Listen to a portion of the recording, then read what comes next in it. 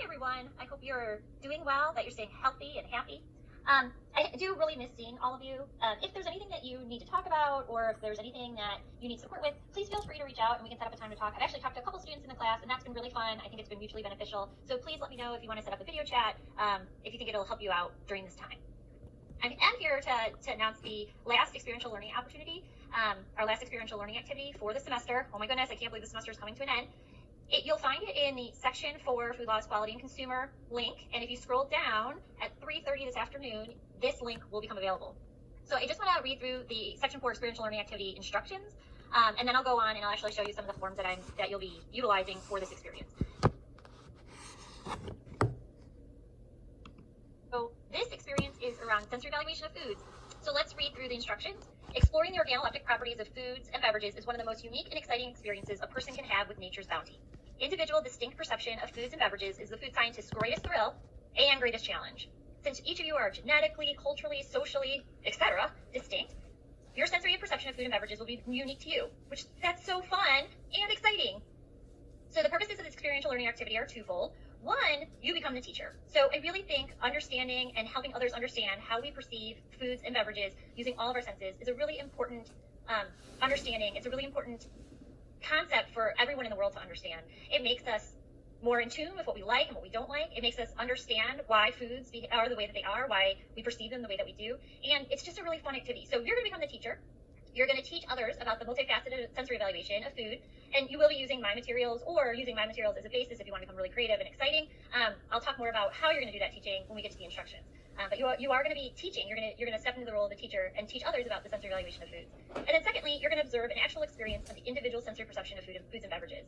You're going to see how we distinctly evaluate foods based on who we are, which is a really fun experience. As you complete the assignment, remember physical distancing principles. A colleague of mine has asked that we change the term from social distancing, which we actually probably don't want to be doing right now, to physical distancing. It's more of a physical distancing rather than socially isolating ourselves. So remember physical distancing principles. Also, if you are currently completely isolated from others, you can still complete this assignment via virtual connection. Virtual social activities have become extremely popular and even considered mental health positive for many. So if you need to, feel free to complete this assignment via virtual meal. You'll have to have the same meal and take screenshots rather than photos, but you can have a fun time nonetheless. Okay, so let's jump into the actual assignment instructions. So here they are. They're pretty extensive, and I don't think I'm going to read all of them. In fact, the first couple paragraphs, they're actually going to be what we just went over.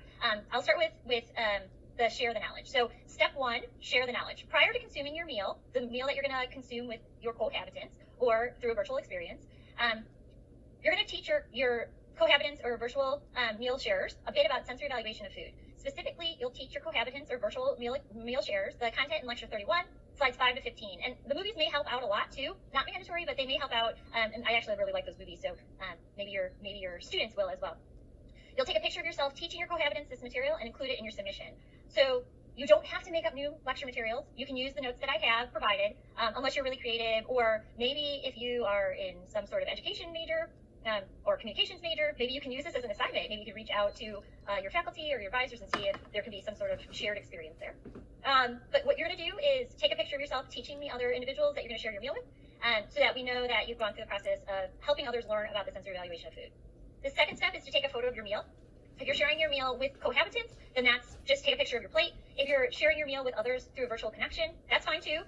Take a picture of both your plate or your items as well as your virtual meal sharer's plate. And then step 3, you're going to start your sensory evaluation.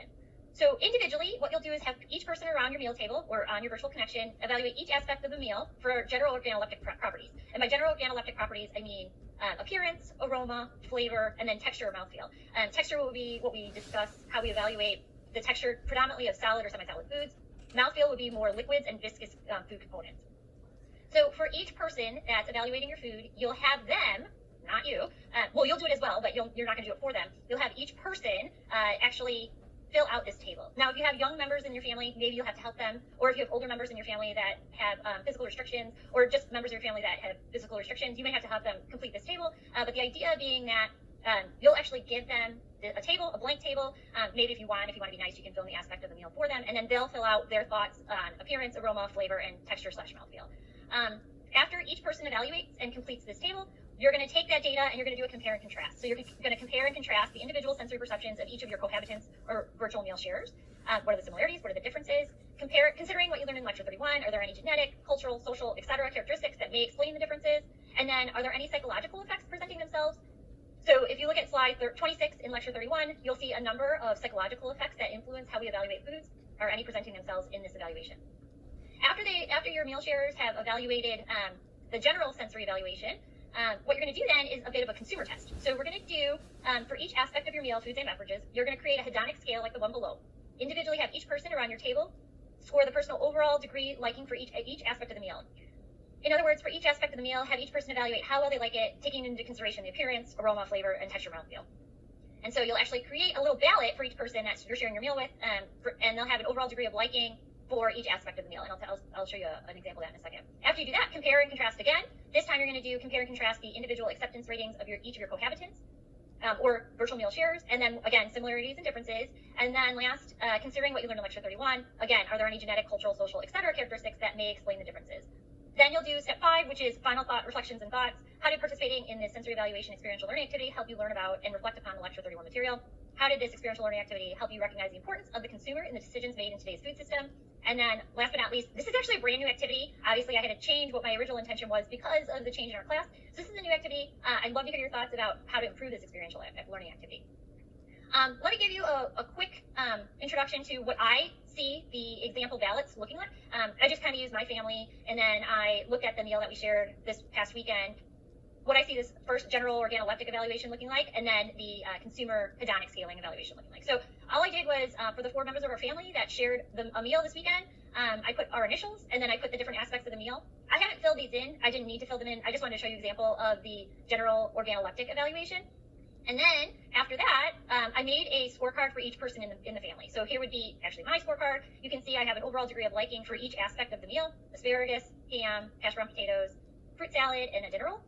And then I made a exact replica of the ballot for my husband. And then I made the ballots for our 2 daughters. They had a few. I allowed them to have two substitutions, which is fine. Some general substitutions, as long as they kind of are in the same family, would be fine.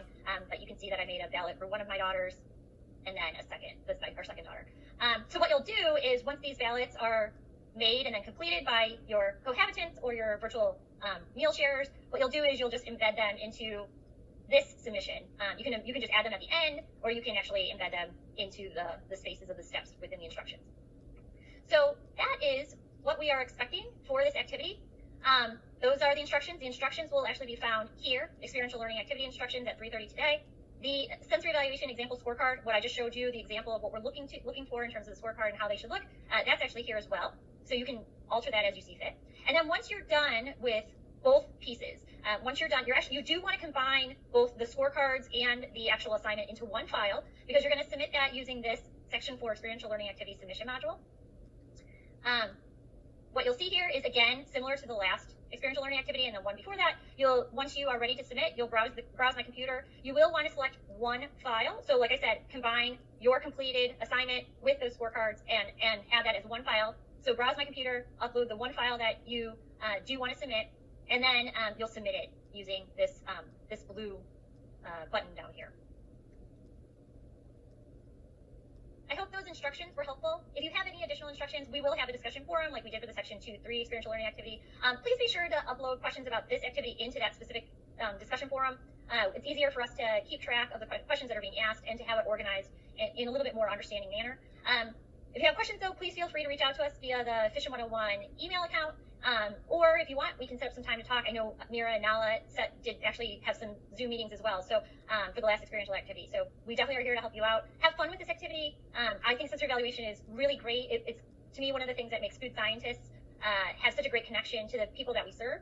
And so enjoy it, help others learn, help others evaluate, and enjoy your meal.